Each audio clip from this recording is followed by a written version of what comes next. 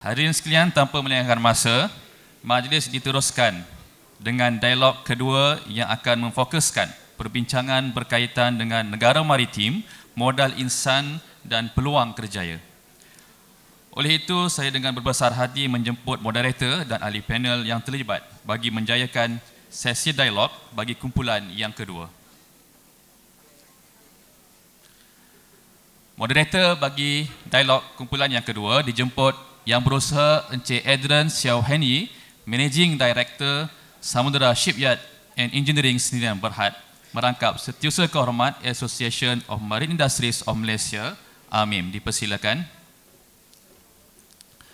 Seterusnya dijemput ahli panel yang pertama, yang berbahagia Laksamana Muda Datuk Anwar bin Mohammed, Panglima Markas Pemerintahan Pendidikan dan Latihan Tentera Laut Diraja Malaysia TLDM Lumut.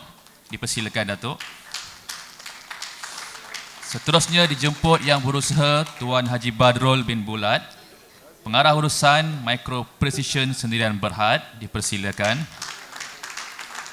Ahli panel yang ketiga dijemput yang berusaha Encik Muhammad Rasidi bin Adenin, General Manager Marine Business MTC Engineering and Consultancy Sdn Berhad. Dan panel yang keempat dijemput yang berusaha Encik Ahmad Rizwan bin Ramli, Pengarah Kolej Perikanan Sultan Nazrin Muizzuddin Shah. Dipersilakan.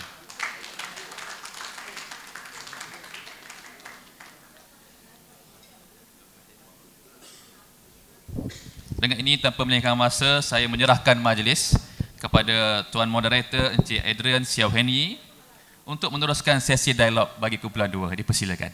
Okay, terima kasih MC. Thank you for our panelists which is here today. We will start with Malaysia, maritime nation, modal insan and peluang kerjaya. So we are a maritime nation, as everybody knows. We need all the talent that we have, and it's not just talking about seafarers. We are not talking about shipping. We are talking about entire ecosystem.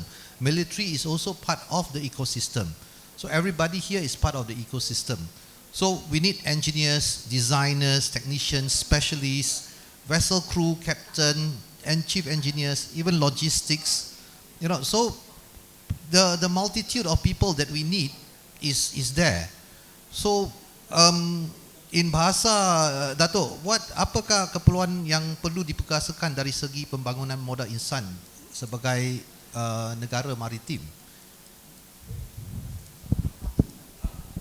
Dari aspek keselamatan. Terima kasih Adrian. Assalamualaikum and very good morning. Tapi tadi masa the first panel tadi, saya agree dengan Miki punya rap tu, bercakap about effective communication. Joshua mentioned about English. So effective communication is the first generic skill yang dimentionkan dalam Al-Quran. Okay? So untuk kita berjaya dalam aspek-aspek lain, dalam professional skill, we must acquire effective communication, number one. Number two, teamwork. Number three, problem solving. Fourth, lifelong learning. And fifth, self-esteem. So I hope di TVET nanti, all students must acquire this generic skill, which is mentioned in our Holy Quran. Talking about maritime nation, tadi kita pun dah mention bahawa negara kita ni, syukur alhamdulillah, Allah bagi attribute a maritime nation. Tadi Andren ada mention pasal kita punya strategic location. That is God given.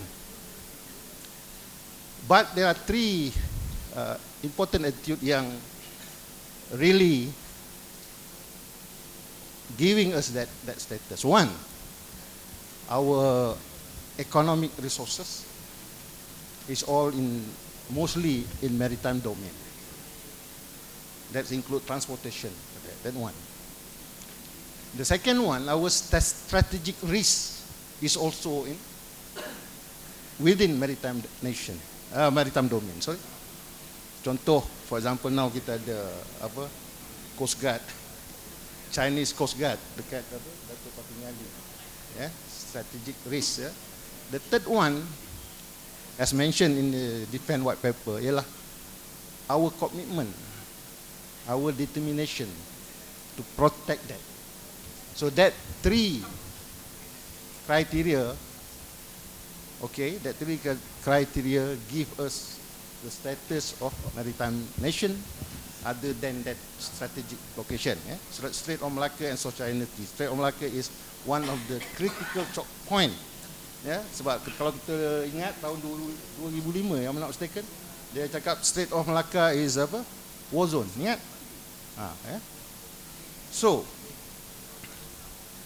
tetapi ada satu isu ni, maybe kita dah overlook lah. Ya, bukan overlook lah, even mentioned by Professor Adam Leong from UPNM.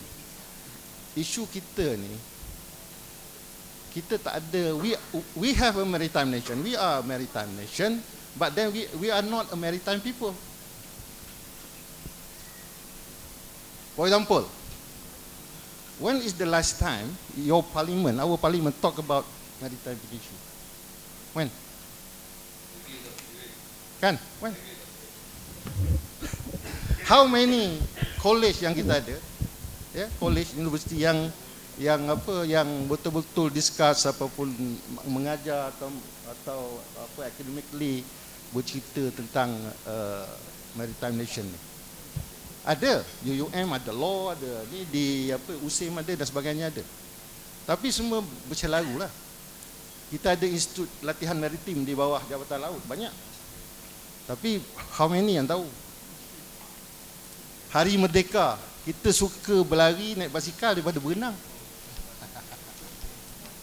So we are not a maritime people, gentlemen. Not like zaman Melaka, where the strategic culture tu ada dekat kepala, dijunjung oleh orang Melayu dalam konteks tanjak. Tanjak tu tak sama dengan songkok. Tanjak, kalau you tengok tanjak, is like layar. Dia letak di kepala. Maritime tu dijunjung oleh orang dulu-dulu.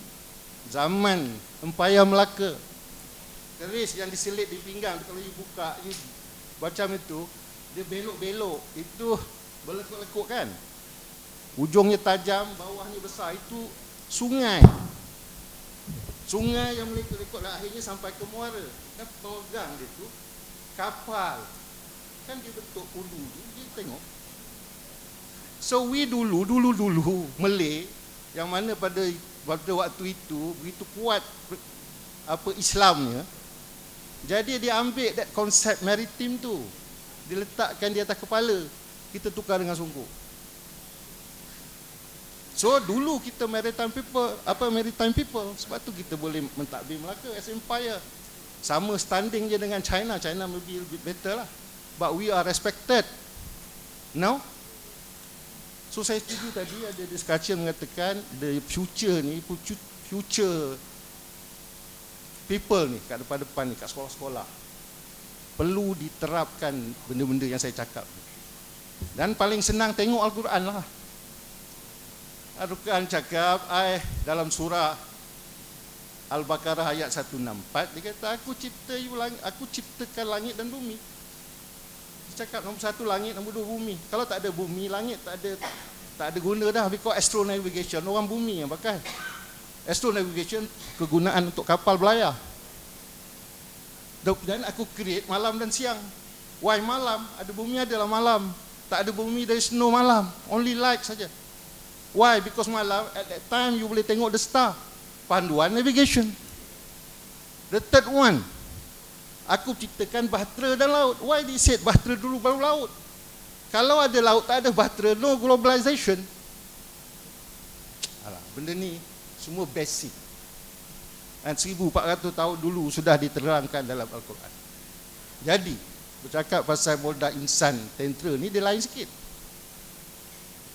Because kita utamakan nilai, value. Tentera ni a mission oriented organisation. Ada mission, we mesti capai that mission. nak capai that mission, we have kena ada value. Kita utamakan value.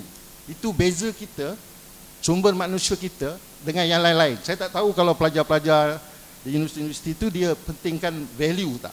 Mungkin dia pentingkan wang ringgit aja. Kami tidak. Dalam tentera ni kita tak fikir pasal wang ringgit. Takkan kita nak korbankan nyawa kita hanya dengan 2-30 sen. So we tak think about that. So dalam sumber manusia pertahanan, saya tak sebut keselamatan. Saya argue, tapi itu pandangan saya lah. Dalam defense white paper dia kata Malaysia a maritime nation dengan continental roots. Ya.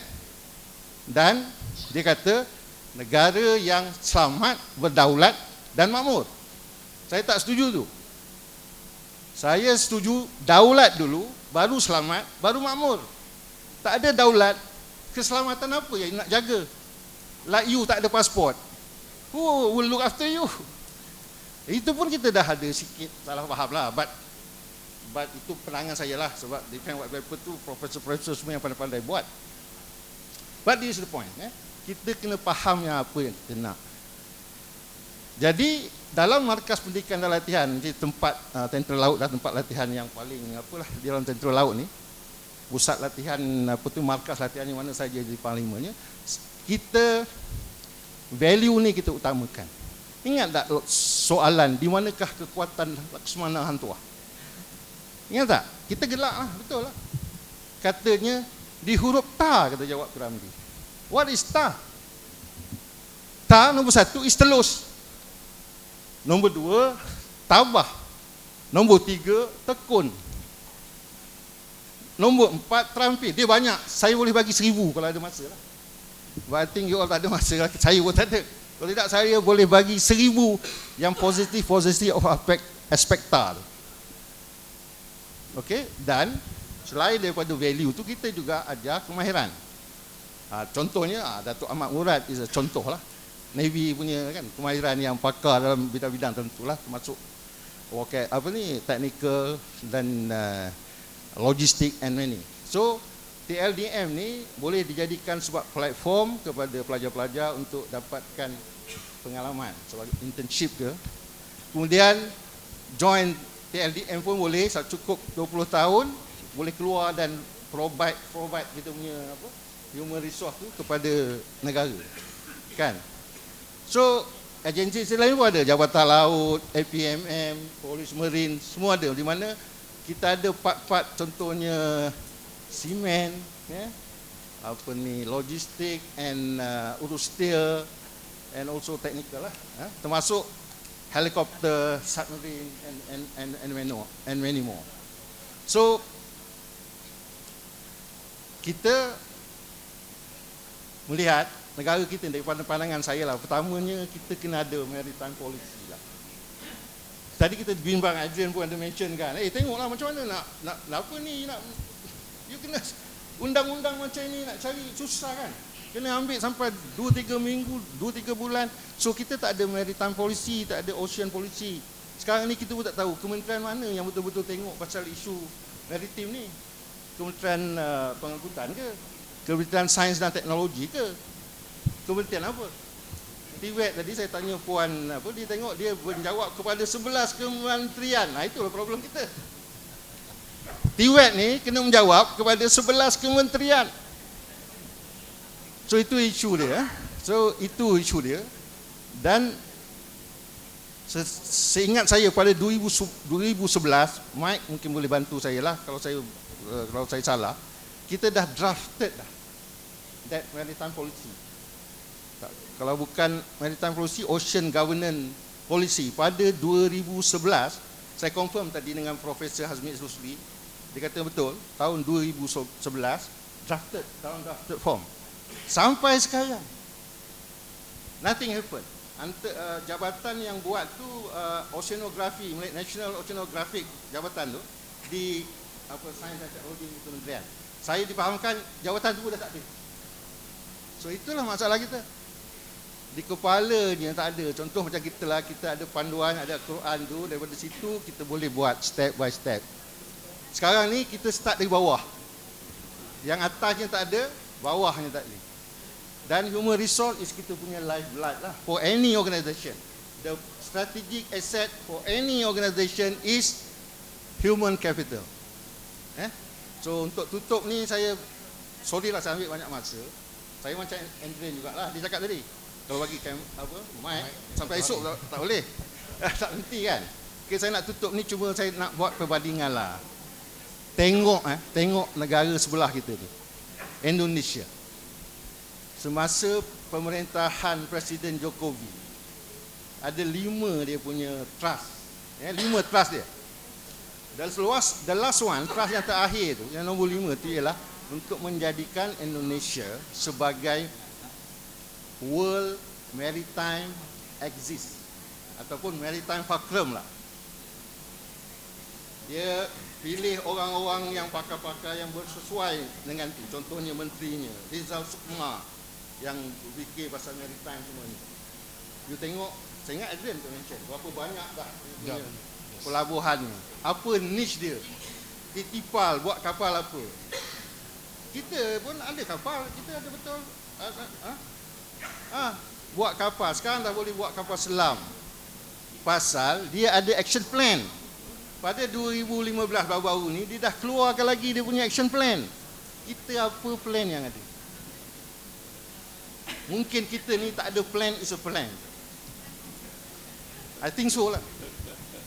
Apa pun kita ni semua maritime community melihat tuan-tuan dan perempuan ni semua ni, saya bersemangat, maknanya insya-Allah ada cahaya di ujung.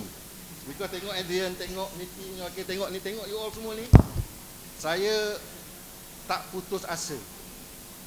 Dan saya berpegang kepada surah Al-Insyirah tu, mengatakan bahawa setiap kesukaran akan disusuli dengan kesenangan. 2 kali. Setiap kesukaran akan disusuli dengan kemenangan ataupun dengan kesenangan. Bermaksud 2 kali itu, satu kesukaran yang kita hadapi sekarang ni, maritim ni, kita akan dapat 2 kesenangan. Itu dia lah. With that, saya stop dulu lah. Thank you, Dato'. Very different perspective, a different angle. I have a different angle. Dato', you have a different angle, and that's where we have enlightened everybody on different aspect of the whole entire maritime industry and how we look at it. From the perspective of MRO, Haji Badrul, my old friend, we have been working together for 20 over years together, very expert in shafting. Can you comment about the Modal Insan for this maritime nation? Assalamualaikum warahmatullahi wabarakatuh. Alhamdulillah, salatu wassalamu ala Rasulillah. Thank you, Mr. Adrian. We are collaborating in marine since 20 years ago. Beliau merupakan toke syarikat Tulen Marine dulu. Ya, sangat hebat. 20 tahun dulu kami dah jumpa. Berkenaan dengan modal insan ni, dia merupakan satu perancangan jangka panjang. Perancangan strategik jangka panjang. Kita tidak boleh melihat hasil pelajar kita hari ini sahaja. Kita mungkin kena melihat lagi 10, 15 tahun lagi bagaimana mereka akan bertindak.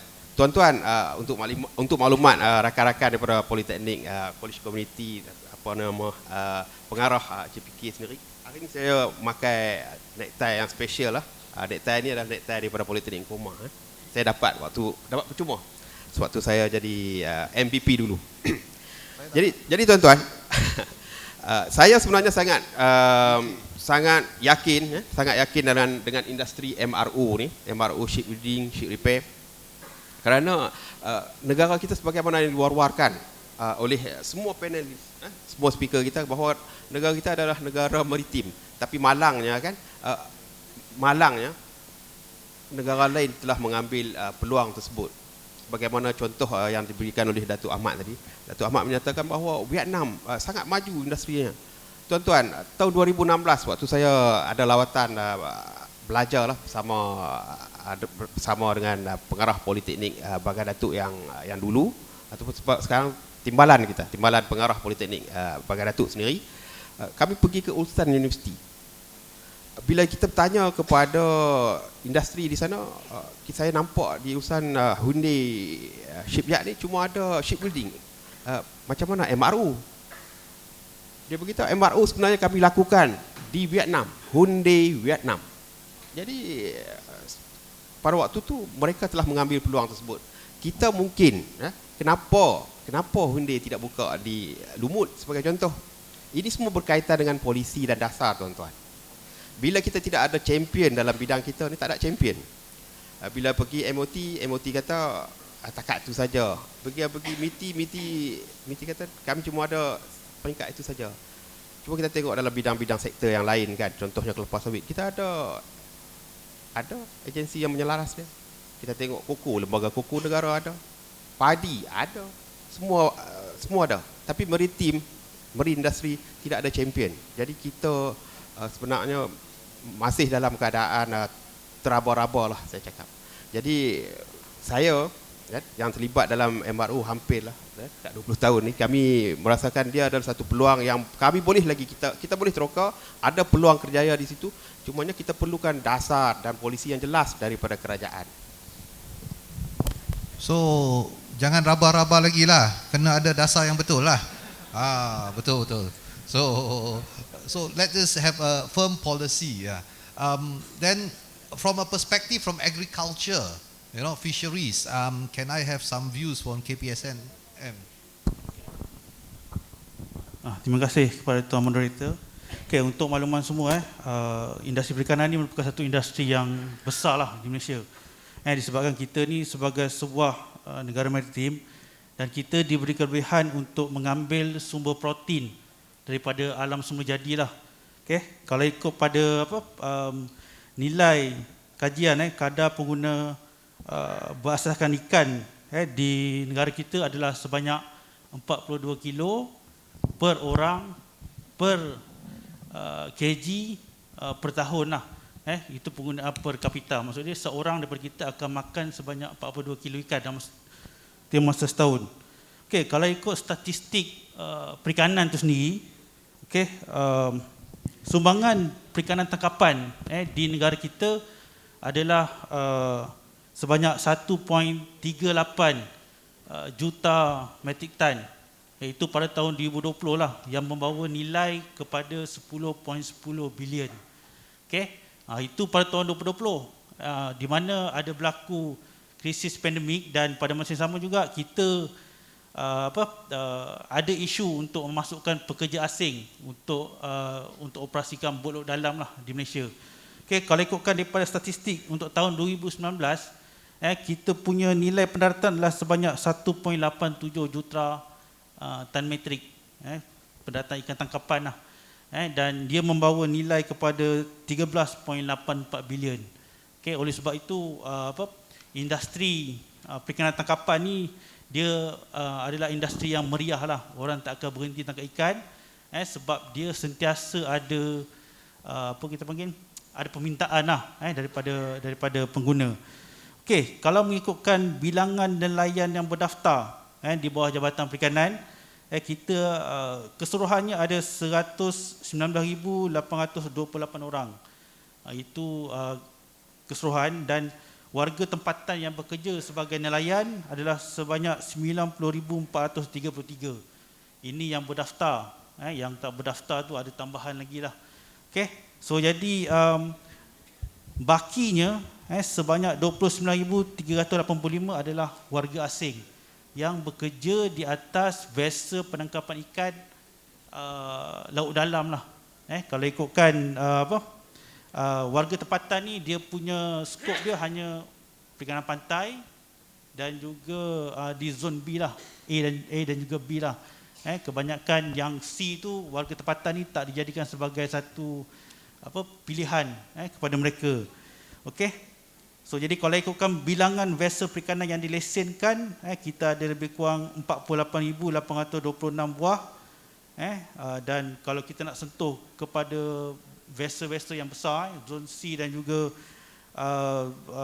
C2 dan juga C3. C kita ada 2,293 yang beroperasi di zon C, dan juga C2 dan C3 ada 594 buah lah.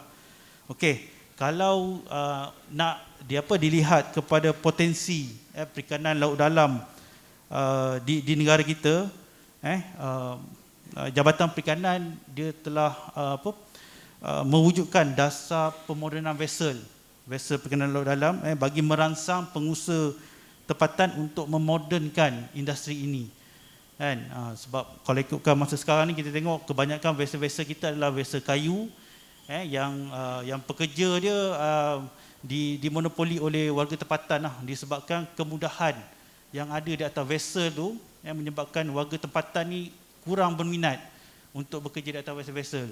Kan, tempat tidur tak ada, tandas tak ada, sedangkan mereka beroperasi tu 2 hingga 5 hari. Kan, tu menjadi satu cabaran lah untuk kita menarik minat warga tempatan ni bekerja di atas vessel laut dalam. Okey, pada masa yang sama, kerajaan juga telah menyediakan dana sebanyak 150 juta dana untuk pemodenan vessel untuk vessel perikanan laut dalam tempatan lah. Okey. Cumanya peluang kerjaya ni apabila vessel perikanan laut dalam ni siap kelak dalam tempoh masa 5 tahun, dia akan membuka ruang kerjaya lah kepada rakyat tempatan untuk bekerja sebagai tekong, itu kapten, pembantu kapten, kru kapal, juru enjin dan lain-lain kru sokongan lah. Okey.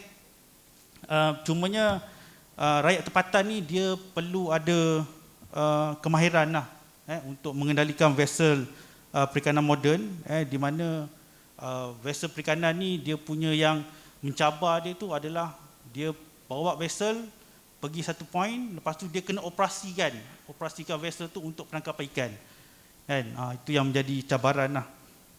Dan pada masa sama kita juga memerlukan juru-juru enjin lah apabila vessel moden ni ada. So jadi pastinya kita memerlukan mereka-mereka yang berkemahiran dari segi juru enjin lah untuk menjadi sebahagian daripada kru kapal untuk kru kapal terdapat beroperasi dengan lancar lah. Okay. So jadi berdasarkan kepada maklumat umum yang saya sebutkan tadi, kita dapat melihat lah sebenarnya keperluan untuk terus membangunkan modal insan untuk menampung keperluan industri perikanan pada masa hadapan tu memang sangat diperlukan lah. Thank you. That's a very good perspective from agriculture. Now, Haji Badro is the MRO expert. Now we have the ship design expert, Encik Rosidi. So, what's your view on this? Assalamualaikum warahmatullahi wabarakatuh. Terima kasih moderator. Saya Rashidi dari MTC Engineering Sdn Bhd. Kami adalah syarikat yang membuat design dan engineering untuk shipbuilding dan juga related to marine engineering. Jadi kalau bercerita tentang modal insan ni, memang saya rasa tidak ada yang menafikan keperluan untuk modal insan, maknanya sumber manusia ini diperkasakan di semua peringkat. Sehinggalah kami dalam bidang shipbuilding ni mungkin agak rare, agak terasing dalam ada ke orang Malaysia desain kapal, mungkin ramai yang tidak pernah mendengar.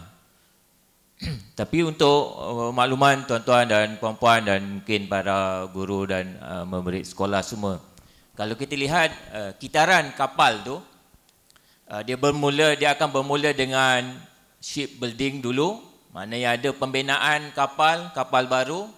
Kemudian kapal baru tu siap, kapal tu akan beroperasi, tak kiralah kapal apa, kalau kapal ikan ke, kapal nelayan, kapal navy ke, dia akan beroperasi. Setelah dia beroperasi, dia akan melalui proses maintenance, MRO, dan setelah sekian lama dia akan melalui proses conversion, ship conversion. Jadi cycle ni memerlukan kepada orang ataupun human yang menggerakkannya kan. Walaupun kapal tu boleh tadi dikatakan autonomous, jalan sendiri, tapi unsur manusia masih lagi diperlukan. Itu satu. Dan kalau melihat dalam proses shipbuilding sahaja, proses shipbuilding sahaja memerlukan kepakaran dalam reka bentuk ataupun design, kepakaran, kemampuan, talent, pekerja yang mahir dalam pembuatan daripada hal construction, machinery, installation, piping, electrical dan sebagainya, sehinggalah buat test entra dan kapal tu berlayar, boleh memenuhi keperluan spesifikasi, kelas dan sebagainya. Jadi semua ini memerlukan kepada kemahiran yang tinggi, bukan setakat cuba-cuba, bukan setakat baru belajar. Jadi itu kalau kita lihatkan keperluan-keperluan itu memerlukan keperluan tenaga mahir untuk industri kita dalam ekosistem kita menjadi suatu yang maju. Dan kalau dalam ship design ni, perkara pertama yang kita perlukan, yang mungkin biasa dengar, naval architect. Kalau naval architect ni, kalau building ni seperti arkitek lah, yang mereka bentuk macam mana keperluan asasnya. Kita juga memerlukan dalam design kapal ni structure engineer yang membuat calculation design untuk keperluan structure ataupun struktur, sama ada dari kapal tu dari besi, aluminium dan apa sahaja bahan.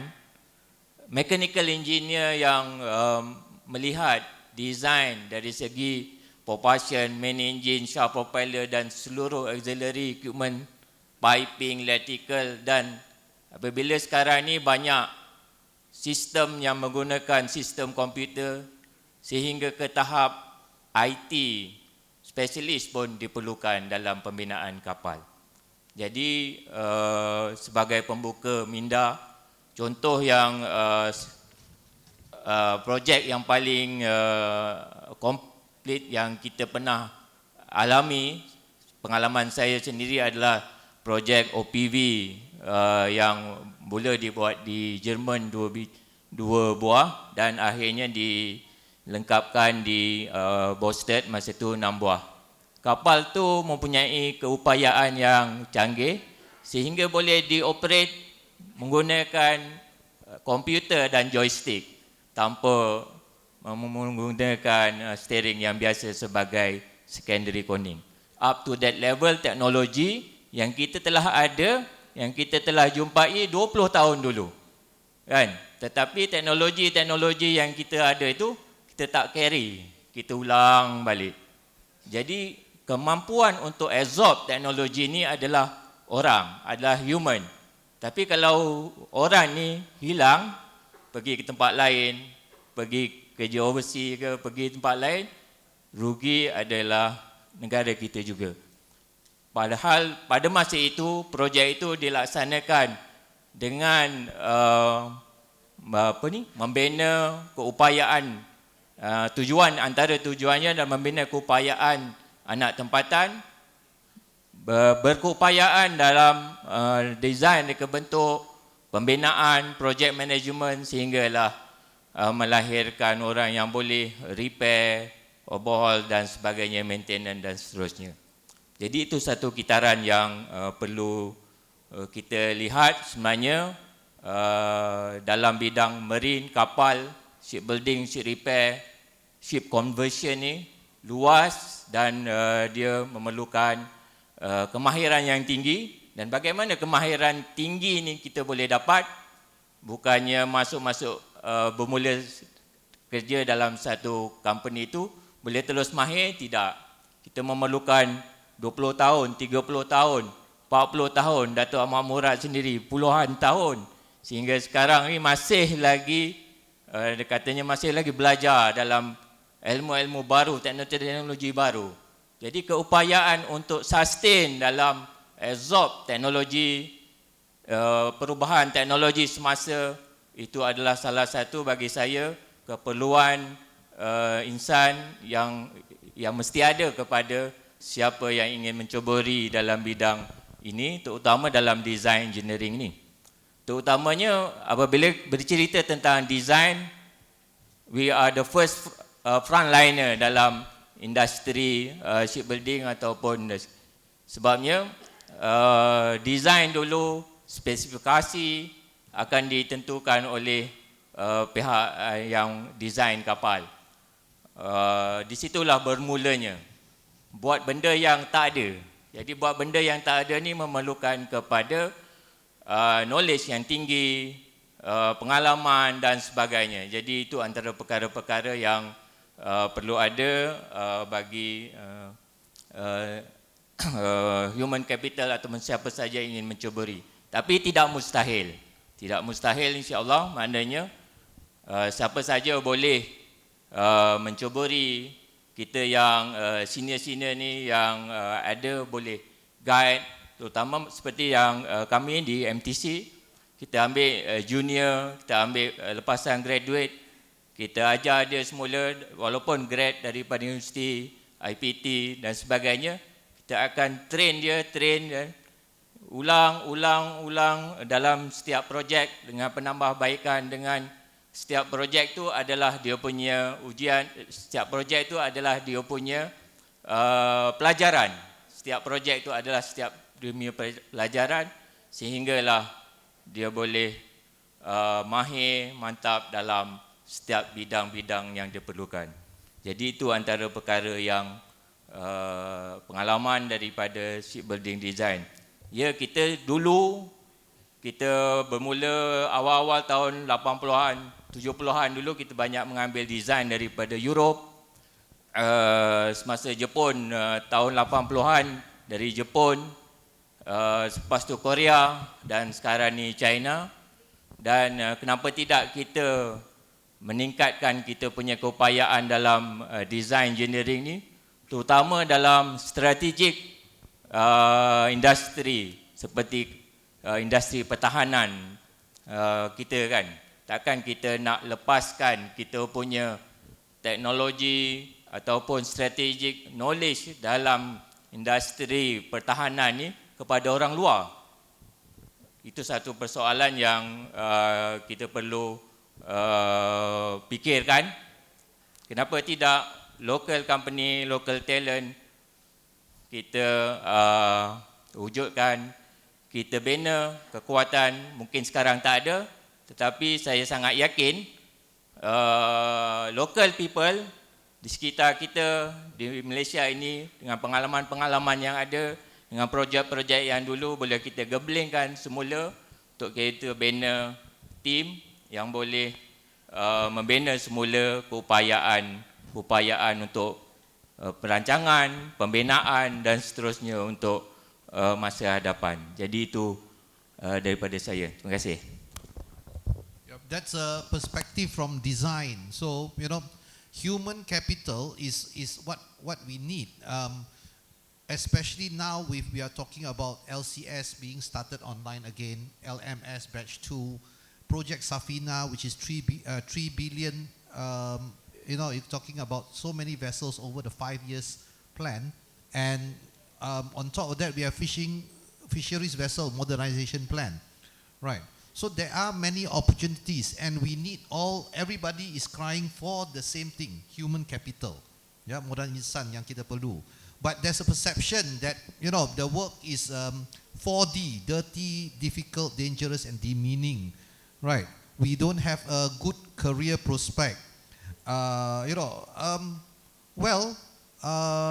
In Polytechnic Bagan Dato, I just met my ex-trainee, Encik Naim.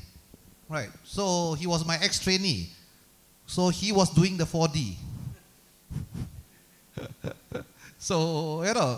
But that's how I tortured him. And then he learned, and now he's teaching the students. You have to go down.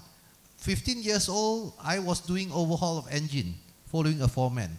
16 years old, I was doing carpentry on wooden boats. 17 years old, I was in construction site doing construction. I'm hands-on engineer, So that's why I work very well with Haji Badrul. We do shafting, right? you don't get to where you are, how can you be a specialist, engine specialist, if you don't even get your hand dirty? Right. So the 4D is how you perceive the thing. You must get your hands dirty before you can know how to overhaul the engine. How can you be supervising the engine overhaul if you haven't touched the engine before? Right. So the classic example I had was I had a trainee. On a small diesel engine, we have a heater plug and injector. I asked him, you go and pack the injector, I want to send for repair, and he packed the heater plug. Right. You have to get your hands dirty, so I wall up him, and now he knows what's the heater plug and what's the fuel injector. Right. So you must know, you must touch. The Japanese, when I started work in MMHE, now formerly MSE, the first thing the Japanese engineer told me, you must go and see, you must touch. Yeah? Not just see only. Yeah? So this is where we need, and there's a lot of job opportunities with this Petronas OSV.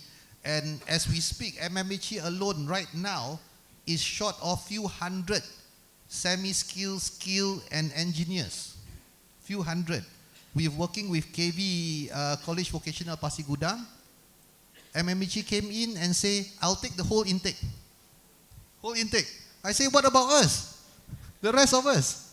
They sapu the whole intake. Right. So there is a clear and present shortage. You know, but please do the 4D first, and then you become the boss. Haji Badrul. Right. So, 4D dulu. Right. So, I am touching on the texting, the naming and the promotion of TVET, with the TVET week, which was officialized on the 2nd of June, where we feel that the name and reputation of TVET has to be elevated. How do we give perception, good positive perception to the parents to attract students taking TVET? Dato, can you have any from your viewpoint? First and foremost about 4D tu kan, is a matter of perception je. Kan, we can change dirty to dynamic. We can change the difficulty to as apa orang cakap, dignify.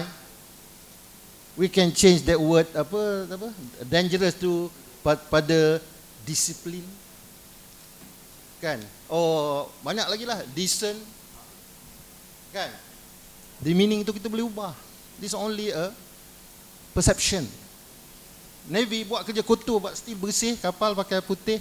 You go and visit our engine room, you boleh tidur. Tak ada bau minyak.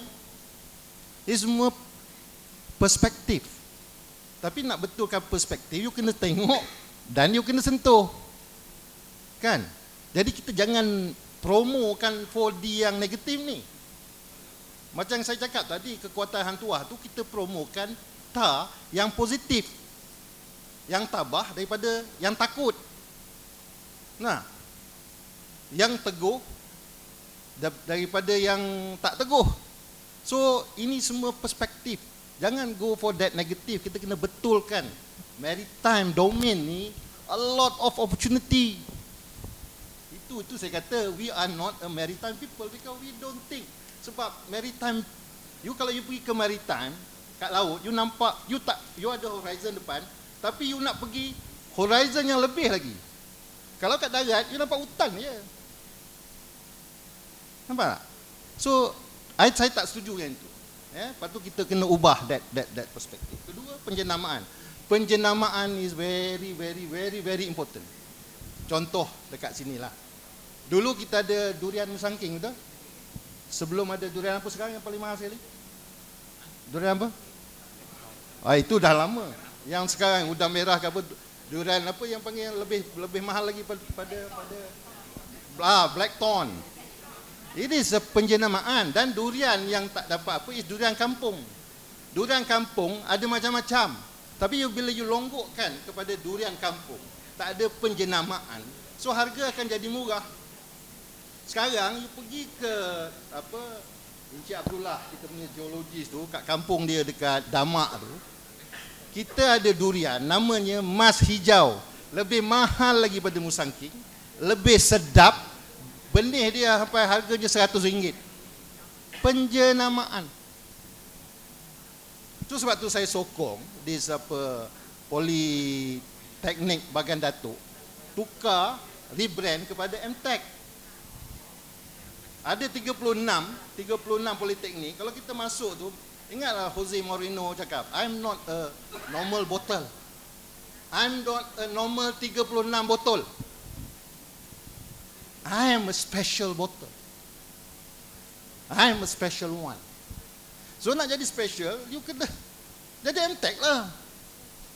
Letih nak dengar politeknik, because bila you cakap politeknik, dia dah ada comparison dengan universiti. Nampak dah second class. Macamlah durian tadi. Kalau you remain as durian kampung, you jadi second class. Kalau you jadi Mas Hijau, then you can compete with Musangking. Betul? So dalam konteks penjenamaan ini, saya menyokong penuh lah that maritime industry dia pun kita kena rebranding. Human capital dalam maritime industry dia pun kena rebrand. Perkataan yang negatif 4D itu jubah kepada positif. Itu pandangan saya lah. Pun dah ada ni, minta maaf dia. Datuk, you durian berapa ekar ada? Saya ada 12. Oh, okey lah, tu yang expert tu. So Haji Bat, so what's your, how do we promote this? Or I think you are the best promotion. Hands-on engineer, now he's the boss. Right? You have to promote yourself. Thank you, Adrian. Macam ni. Alhamdulillah, untuk makluman tuan-tuan kan, kami selama menjalankan perniagaan ini, kami tidak bergantung kepada tenaga buruh asing. Kerana kami percaya kepada pendapatan, sekiranya pendapatan salary kita maksudkan kan, penggajian yang baik, kan, kita mempunyai kita boleh bagi kepada pekerja-pekerja kita, kita panggil income lah, pendapatan. Jadi kita tidak perlukan tenaga asing. Sebenarnya mitos sahaja yang mengatakan bahawa orang Malaysia ni tidak suka 4D dan sebagainya. Mitos. Pasal apa? Sewaktu 2018, 2019, 2020 yang lalu kan, ketika tu saya sebagai ahli Majlis Perbadaran Manjung, saya punya data bahawa di Majlis Perbadaran Manjung ada 890 pekerja, staf, dan semuanya orang tempatan, dan mereka lah yang mengutik sampah dan sebagainya. Begitu juga dengan Majlis Perbandaran, bukan Majlis Perbandaran, dia Majlis Bandaraya Seberang Perai. Dia ada staf 4,500, semua warga negara Malaysia. Jadi kerja kotor belaka. Jadi tidak ada saya berani katakan bahawa dia adalah ada kaitan dengan pendapatan. Kalau gaji murah, macam mana orang nak kerja 4D? 4D tak ada masalah bagi rakyat Malaysia, saya rasa. Kita bukan dijadikan daripada plastik kan. Anything from Rosidi? And we have to wrap it up. Quick one. Quick one. Cadangan saya ataupun saranan saya kepada yang baru nak mula dalam industri marine shipbuilding ni, ataupun dalam pelajar ataupun pelajar sekolah ataupun ni, mulakan di mana anda berada. Mulakan di mana anda berada, maksudnya walaupun di mana, tetapi tambahkan ilmu pengalaman, peningkatan ilmu pengalaman tu sepanjang perjalanan kerjaya itu. Itu sebenarnya yang lebih banyak membantu menambah pengalaman, seperti mana yang Haji Bat tadi kan. Dulu dia bekerja, sekarang dia jadi tokek kepada pekerja-pekerja dia, dan saya rasa semua yang lain pun begitu. Sebab dalam industri marine ni pengalaman tu sebenarnya lebih banyak mengajar berbanding dengan pelajaran yang di sekolah, di universiti, di IPT dan sebagainya. Tapi sejauh mana anda semua ataupun kita semua berjaya ataupun boleh mengumpul, collect sepanjang perjalanan kerja, projek ke apa itu sebagai pelajaran, pengalaman. Dan sebenarnya itulah yang saya sendiri buat dan saya sendiri alami. Tidak ada orang yang mengajar 1, 2, 3 ni. Tak ada. Adalah sifu saya, sebenarnya Datuk Ahmad Murad ni salah satu sifu saya, kan? Orang lama-lama dalam industri marine, jadikan dia sebagai mentor dan sifu kita. Itu satu perkara yang ingin saya kongsikan, poin yang saya ingin kongsikan kepada terima kasih. Perikanan. Okey, terima kasih. Untuk sektor perikanan, dari segi penjenamaan lah, memang TVET ni memang kita amat bergantung harap kepada program pemodenan vessel perikanan lah. Sebab dengan adanya vessel modern ni, kita jangkakan kita akan dapat tarik minat tenaga kerja mahir tempatan untuk menceburi dalam bidang sektor perikanan. Cuma lagi satu, apa yang menjadi cabaran ni, kita nak sebelum mereka pergi kepada vessel moden tu, kalau boleh kita nak warga tempatan ni menimba pengalaman di atas vessel-vessel sedia ada sekarang ni lah, sebelum mereka diserap masuk ke atas vessel moden. Sebab industri perikanan ni dia kos operasi dia sangat tinggi. Sekiranya dia tak dapat bawa balik ikan, so jadi dia akan menjadi bebanan kepada pemilik ataupun pengusaha vessel lah. Dengan kalau salah teknik untuk operasikan pukat koyak pun kos juga. Sedangkan kos untuk pukat jeruk tu 300,000. Kalau pukat tu rosak, biasanya tekong tak akan berani untuk balik ke penggalan. Dia agak takut sikit. Okey. Cumanya di peringkat KPSN kita akan sentiasa bekerjasama dengan pihak industri untuk mengenal pasti bakat-bakat baru lah yang boleh kita train, khusus untuk menampung keperluan vessel modern pada masa hadapan lah. Okay. So jadi kita jangkakan untuk vessel modern ni akan datang ni akan ada 30 buah yang akan dibina. So jadi kita harapkan kita mampulah membekalkan tenaga kerja kepada mereka. Okey, sekian, terima kasih. I think I'll leave it to Q&R session. Any questions from the floor? Ada.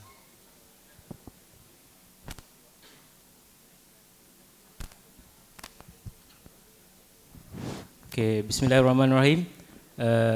Saya Zakiman bin Zali daripada Center of Technology Marine Engineering Politeknik Koma. Okey, saya nak tanya tentang modal insan. Okay, so saya rasa our industry is very critical kalau nak compare dengan young generation yang ada sekarang. Kalau we talking about the income, dia orang just boleh guna keyboard warriors or whatever, dia boleh create some 1,000 dalam tempoh sebulan.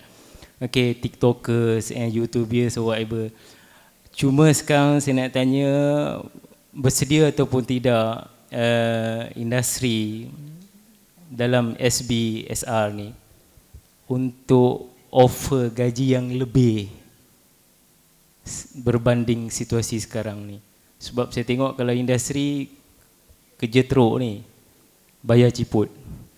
So itu yang saya nak tanya panel sekalian, sebab gaji yang lebih ni satu tarikan untuk dia orang involve. Okay, so sekian, terima kasih. Okay. I give you a very simple answer. You go do Grab food. Go do Food Panda. You get more money. Right. You are 20 years old. You don't need any education.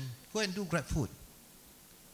But 20 years later, when your body cannot take it, tell me again that Grab food is the best career choice ever. There is a short term and a long term view. You can do Grab food. After 20 years, you are a specialist Grab food. So can you drive faster? Can you deliver faster? Can you run faster? No. You are getting slower as age catches up with you. You cannot take that 12, 14 hours anymore. Right. So if you want big money, go. Grab food. Grab delivery. You know? When you talk about 20 years, that's where we have to educate them. Right? Gaji ciput. Well, Haji Badrul dulu pun gaji ciput, sekarang tak okay. Right. So, while TVET is a hands-on thing, your demand for you over the next 20 years will just increase. It doesn't decrease. You know, as a designer, your skill level when you first graduated and 20 years later, your skill level is way different. Right? It's not stagnant. You know, that's what they don't see. That's what we have to share with everybody, that, you know, there is the short term and there's long term. You know, the fisherman yang toke-toke dia dulu tekong, kan? They went and sail. So why you need to sail? You just buy a ship. Sekarang if you don't sail, they can kelentong you lah, bos tak ada ikan lah, inilah itulah, ini rosak itu rosak lah, macam-macam. My foreman don't dare to talk to me ah, inilah itu tak boleh. I already know inside out the engine. I've done it. I've been there. Right.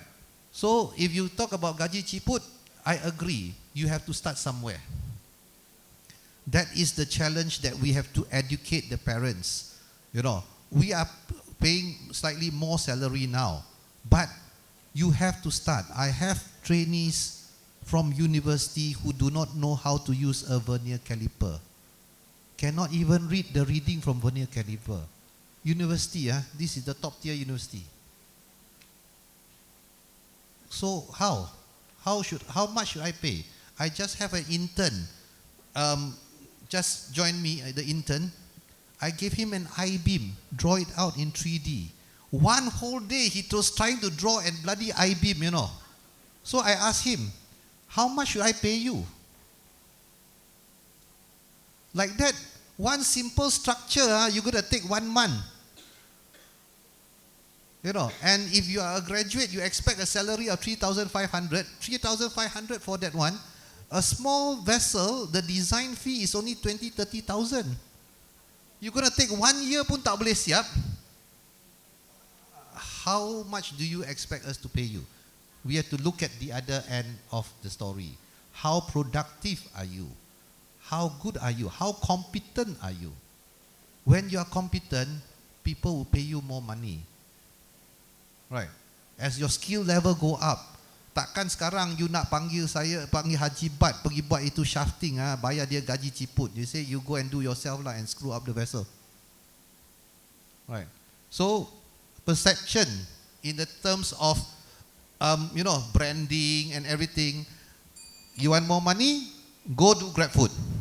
Saya sokong. 20 years later, you come and tell me that was my best career choice ever. You say TikTok, well, Nokia was the world leader for mobile phone, kan? Now where are they? So can you be popular forever?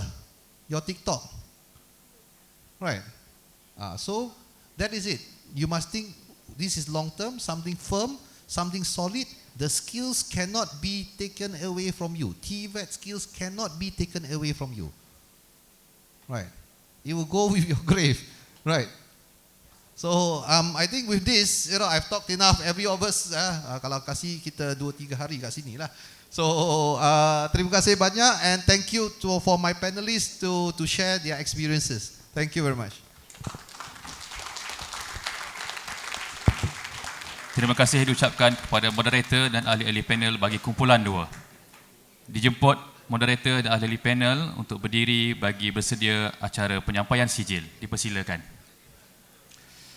Bagi penyampaian sijil, majlis menjemput Yang Berusaha Teknologi Zainab binti Ahmad, Ketua Pengarah Jabatan Pendidikan Politeknik dan Kolej Komuniti, diiringi oleh Yang Berusaha Puan Yusma binti Yusof dan Yang Berusaha Encik Azman bin Arsyad bagi menyampaikan sijil kepada moderator dan panel bagi sesi kedua. Majlis mempersilakan.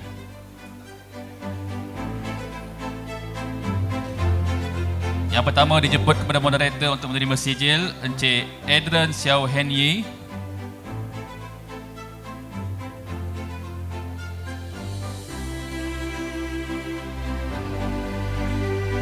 Seterusnya dijemput panel yang pertama yang berbahagia Laksamana Muda Datuk Anwar bin Mohammed.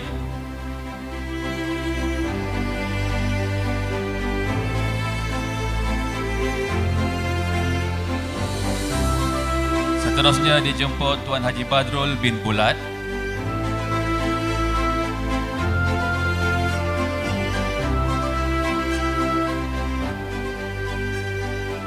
Dijemput kepada Yang Berusaha Encik Muhammad Rasidi bin Adenin.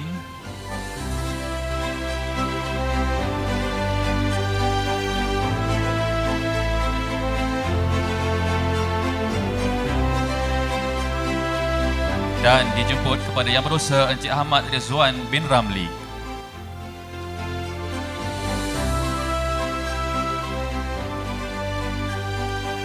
Dijemput kepada Yang Berusaha Tun Haji Zainab, moderator dan ahli panel untuk sesi bergambar.